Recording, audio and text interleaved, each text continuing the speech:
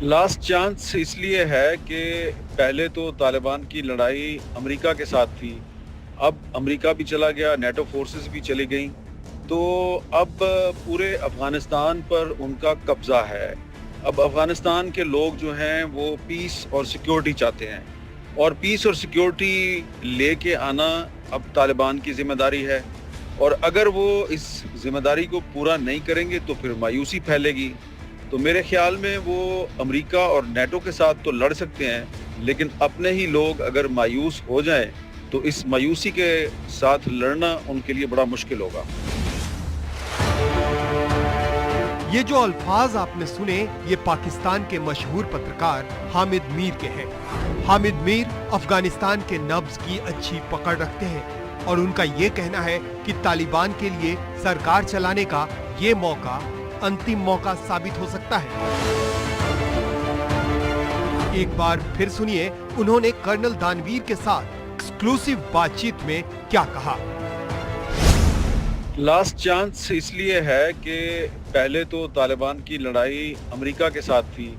अब अमेरिका भी चला गया, नेटो फोर्सेस भी चली गईं, तो अब पूरे अफ़गानिस्तान पर उनका कब्ज़ा है।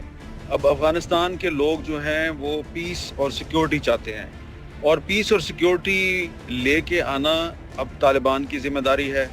और अगर वो इस ज़िम्मेदारी को पूरा नहीं करेंगे तो फिर मायूसी फैलेगी। तो मेरे ख्याल में वो अमेरिका और नेटो के साथ तो लड़ सकते हैं, लेकिन अपने ही लोग अगर मायूस हो जाएं तो इस मायूसी के साथ लड़ना उनके लिए बड़ा मुश्किल होगा। अब हम आपको दिखाते हैं सीधे काबुल से कि इस वक्त वहां जनता की क्या हालत है और बाजार के हाल कैसे हैं। तालिबानी सरकार के लिए चुनौतियां किस तरह की हैं। बात है कि लोग कितने खुश हैं और कितने नाराज़ हैं, तो एक मिक्स किस्म का जो हमें लोग मिल रहे हैं। कुछ लोग ऐसे हैं जो कहते हैं कि बड़ा अच्छा हुआ, अब शायद हमारे जो प्रॉब्लम्स हैं वो सॉर्ट आउट हो जाएंगे। कुछ लोग ऐसे हैं जो कहते हैं कि भाई नहीं, पहले वाले ज़्यादा अच्छे थे, अब मसला जो है वो ज़्यादा होगा। तो ये डिफरेंट किस्म के एक ओपिनियन जो हम लोगों से बात करते हैं लोकल, क्योंकि लोगों का मेरे ख्याल जो प्रॉब्लम है सबसे बड़ा वो है गुर्बत, पॉवर्टी या बेरोज़गारी। अगर ये चीज़ें ओवरकम होती है तो मेरे ख्याल में किसी भी कंट्री की जो सिचुएशन है वो बेहतर हो सकती है। तो यहाँ पे भी लोग यही चाहते हैं कि लोगों को काम मिले, रोज़गार मिले। उससे चीन और पाकिस्तान को छोड़कर दुनिया का कोई भी दूसरा देश खुश नहीं है। ऐसे में तालिबान अपनी पहली परीक्षा में ही दुनिया की नजरों में फेल हो चुका है, क्योंकि भारत और अमेरिका समेत पूरा विश्व चाहता था कि तालिबान एक समावेशी सरकार बनाता तो बात अलग होती। नई सरकार को लेकर लोगों के अंदर मिलीजुली भावनाएं हैं, क्योंकि सब उम्मीद कर रहे हैं कि अब तो फसाद खत्म हो। इस वक्त मैं शहर मेवन, शिफाखाना मेवन कहते हैं इसको, एक बहुत बड़ा हॉस्पिटल है एंड एक बहुत बड़ा बिजनेस एरिया है अफ़गानिस्तान काबुल शहर का। यहाँ पे मैं मौजूद हूँ। एक बहुत बड़ी मार्केट है फ्रूट एंड वेजिटेबल्स, और इसके साथ साथ एक होलसेल मार्केट है। बहुत बड़ी शॉप्स हैं, प्लाजे हैं, लोग बहुत बड़ी तादाद में ख़रीदारी के लिए इन इलाकों का रुख करते हैं।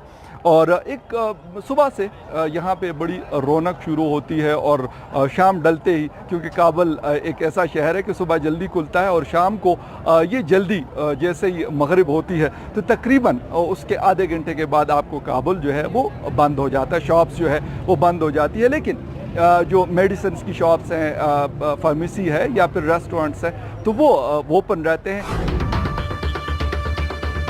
कैबिनेट के नए प्रमुख मुल्ला मोहम्मद हसन सहित ज्यादातर चेहरे तालिबान के संस्थापक मुल्ला मोहम्मद उमर के पुराने सहयोगी हैं। तालिबान की नई सरकार मुल्ला मोहम्मद उमर की ही विरासत दिख रही है।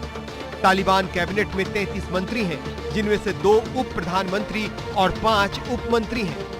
आने वाले दिनों में कुछ और मंत्री भी नियुक्त किए जा सकते हैं। नई कैबिनेट में कई गैर पख्तून भी हैं, जिनमें नए आर्मी चीफ कारी फैसुद्दीन भी हैं, जो पंजशीर के कब्जे वाले इलाके के ताजिक हैं। अमेरिकी प्रशासन अफगानिस्तान की नई अंतरिम सरकार से खुश नहीं दिख रहा, क्योंकि इसमें दूसरे राजनीतिक समूहों का कोई प्रतिनिधित्व नहीं है।